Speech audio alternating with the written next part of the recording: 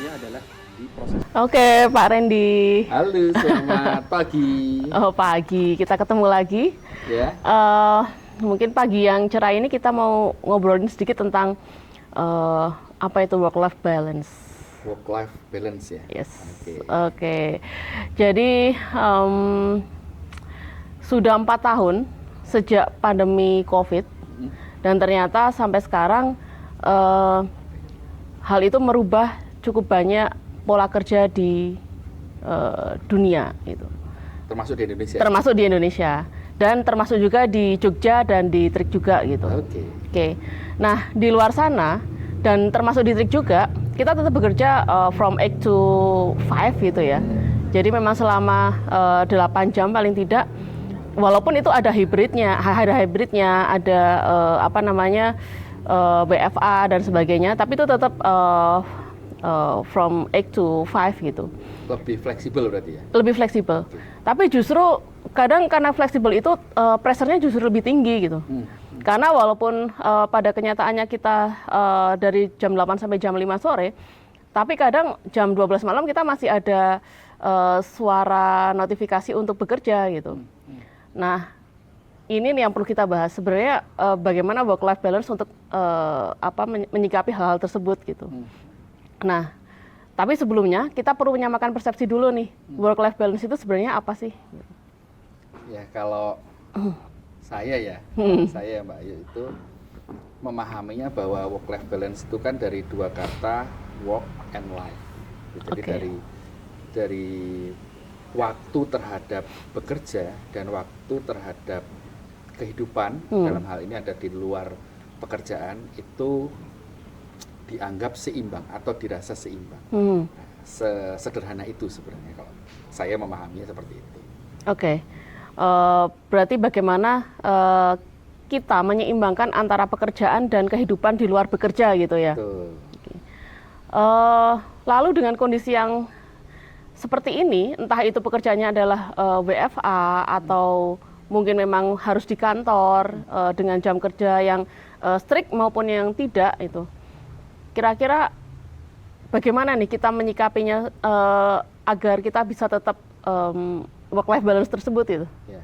Jadi kalau dari sisi perusahaan gitu ya, perusahaan yang berbeda antara barangkali habit sebelum COVID dengan setelah COVID dengan fleksibilitas ini kan yang saya atau kita kita seringkali pikirkan adalah bagaimana manajemen dalam hal ini itu bisa menilai, bisa mengawasi, bisa memonitoring tim. Nah, ini yang kadangkala terjadi gap yang luar biasa.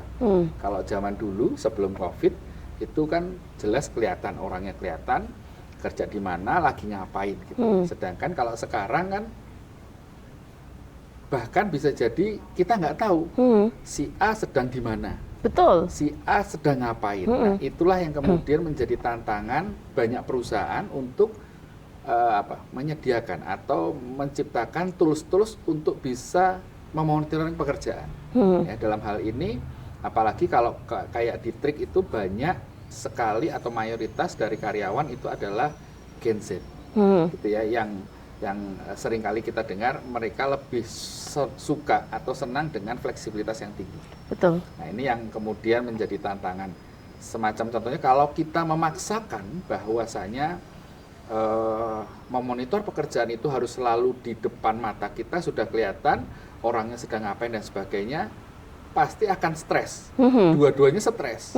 Yang manajemen pasti dalam monitor harus tahu, jadi rigid, bahkan jadi micromanage gitu ya, sedang ngapain, ngejar-ngejar dan sebagainya. Yang jadi objek itu juga merasa tersiksa karena kok saya seperti dipantau terus, ditanyain terus dan lain sebagainya. Ini yang kemudian salah satu alasan munculnya rasa tidak work-life balance itu. Oke. Nah, gitu ya. Betul. Memang. Jadi apalagi di kondisi yang sekarang gitu ya, ini sebenarnya cukup challenge karena sebagai manajemen kita juga mencoba untuk menghindari micromanage, itu kan akan menggerus apa namanya energi kita gitu kan. Lalu sebagai yang di manage artinya teman-teman yang bekerja, karena sebagian besar adalah termasuk dalam Gen Z dan mereka itu berada dalam peralihan age gitu ya, peralihan sebuah tahapan-tahapan yang tentunya itu akan menjadi sesuatu yang cukup berbeda dari aging yang sebelumnya gitu. Nah itu sebenarnya sebuah challenge yang harus kita maintain gitu agar work life balance itu tetap bisa dirasakan oleh semua yang ada di sini. Padahal esensinya ya work life balance tadi dari definisi atau pemahaman yang kita sepakati tadi. Semua orang itu kan mempunyai waktu yang sama, 24 jam dalam sehari, di mana sudah dikurangi dengan istirahat atau tidur, harapannya adalah paling tidak 8 jam. Berarti sisa tinggal 16 jam. 16 jam kalau dibagi secara timbangan, kita ibaratkan timbangan ya berarti 8 jamnya tadi kerja, 8 jamnya adalah kehidupan yang lain. Betul. Nah, itu kan sebenarnya sederhana itu untuk work life balance. Betul sekali. Sebenarnya kita mencoba mensimplifikasi pemikiran kita dengan membagi part-part jam dalam 24 jam kehidupan kita gitu ya, Pak ya. Betul. Nah, mungkin ada tips-tips untuk teman-teman semua. Kira-kira bagaimana kita memanage jam-jam part-part di kehidupan kita agar tetap work life balance gitu, Pak. Kalau ini dari mungkin kita membahasnya dari dua sisi ya, dari sisi manajemen dan juga dari sisi objek, yaitu adalah kita sebagai pekerja. Gitu. Kalau dari sisi manajemen tentunya, tadi kan saya sampaikan bahwasanya ketika rigid kita harus tahu di mana dan sebagainya, dua belah pihak stres. Gitu. Nah ini barangkali yang sudah mulai berkembang di di perusahaan-perusahaan yang kemudian cukup mengakomodir Gen Z ini, itu banyak yang kemudian menciptakan tools, itu terserah custom sendiri nggak apa-apa, tetapi artinya fokus kepada capaian, fokus kepada goals, fokus kepada output yang yang memang diharapkan oleh perusahaan, sehingga manajemen sendiri sudah bisa memonitor apakah output ini tercapai atau tidak. Bahkan untuk progresnya sendiri kita tinggal melakukan pengecekan atau monitoring pada tools tersebut apakah berprogres. Jadi dua-duanya kena progres maupun output, dua-duanya termonitor dengan baik bahkan tanpa harus ketemu. Oke.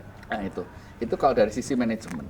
Kalau dari sisi karyawan atau kita secara pribadi gitu ya. Ini saya bawa sedikit tools ini. Sedikit tools. Barangkali nanti bisa di zoom ya. Ini salah satu tools yang barangkali bisa kita pakai.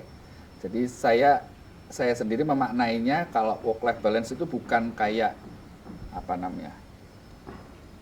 yin and yang itu yang putih sama. Nah, jadi separuh-separuh itu bukan hanya itu, tapi lebih kepada kalau dilihat di tools ini itu kayak kehidupan. Tadi kan ada istirahat gitu ya. Ini bisa saja kemudian kita membuat sebuah lingkaran yang kita bagi-bagi menjadi beberapa bagian tergantung dengan apa yang menjadi preferensi atau concern kita terhadap kehidupan. Ya. Kalau di sini saya tulis ada beberapa, satu adalah lingkungan kerja, ada juga kemudian bisnis atau karir, ada juga keuangan, ada juga di sini kesehatan, ada keluarga atau teman, ada bahkan asmara atau percintaan, ada pengembangan diri, ada kesenangan. Ini kan 1, 2, 3, 4, 5, 6, 7, 8, ada 8 indikator ada atau 8 aspek gitu ya yang menjadi concern. Tapi bisa saja dikurangi jadi 6 atau bahkan ditambah jadi 10. Tapi artinya untuk memanage ini kan ada lingkaran. Semoga bolpennya nyala gitu. Ini pusat lingkarannya. Nah, dari pusat lingkaran itu keluar ke bagian luar lingkaran itu ada semacam kayak penggaris gitu ya. Ada penggarisnya di mana di pusat itu adalah 0, di paling luar itu adalah 10. Nah, ini adalah besaran kondisi saat ini. Contoh misalkan di sini ada lingkungan kerja.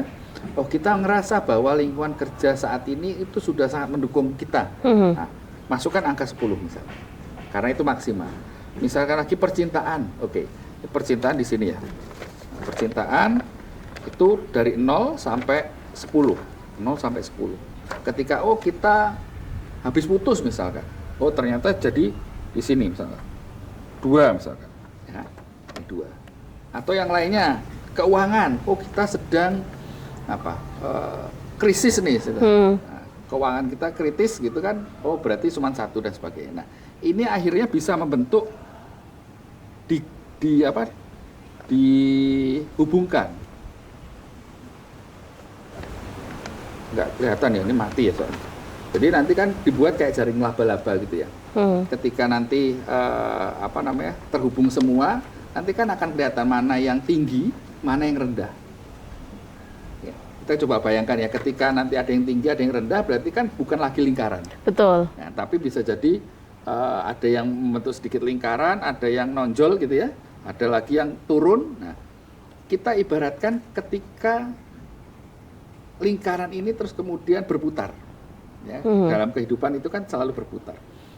Ketika bentuknya semakin tidak mendekati lingkaran, tentunya tidak nyaman. Betul sekali. Nah, rodanya itu kalau roda, bayangkan kalau roda bentuknya segitiga atau bahkan segi 5, itu pasti tidak nyaman. Nah, itulah kemudian bagaimana kita mengukur work-life balance kita. Oke. Nah, itu salah satu tipsnya gitu, Bu Ayu.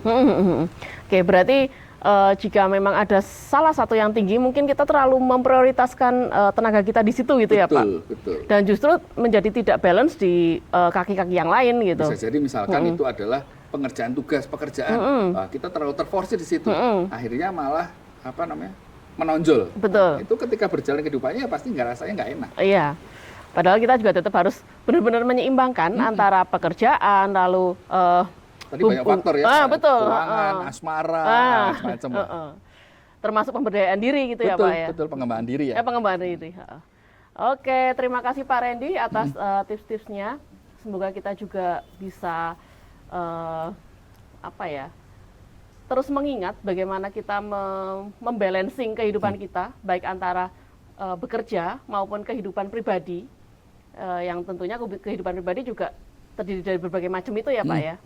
Dan tidak kalah penting dengan pekerjaan sebenarnya. Betul sekali, karena ya itu mungkin pekerjaan sampai di usia berapa? 60 gitu ya. Nah, karena esensinya gini Bu Ayu, dimanapun perusahaan, ya, seberapa keras pun kita melakukan perjuangan untuk perusahaan, ketika kita tidak lagi berada di sana, apapun penyebabnya, bisa jadi musibah, bisa jadi tidak ada kecocokan, bisa jadi mungkin PHK dan lain sebagainya. Perusahaan dengan mudah itu kok mencari pengganti. Betul sekali. Nah, tidak perlu berlama-lama untuk sedih, pasti mencari pengganti. Untuk apa? Memutar roda perusahaan. Tapi kalau kehidupan pribadi, lah itu akan seumur hidup gitu. Betul, itu yang menjadi tanggung jawab kita sebenarnya. Betul. Belum kehidupan setelah itu ya, kehidupan setelah akhirat maksudnya. Betul. Oh iya, betul. Oke, terima kasih Pak Randy. Ya. Semoga ini bisa mencerahkan kita semua, dan kita tetap bisa membalancing baik kehidupan pekerjaan maupun kehidupan pribadi gitu ya. Oke, terima kasih. Terima kasih semuanya, semoga bermanfaat.